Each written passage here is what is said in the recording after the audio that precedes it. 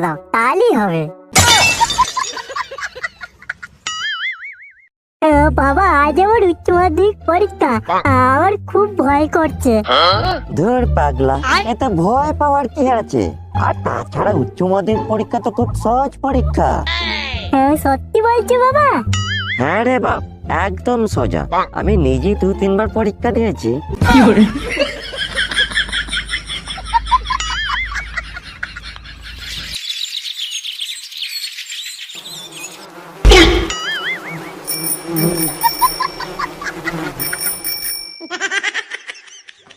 কিরে লাউরা, কেমন তো পরীক্ষা হবে রে তোদের?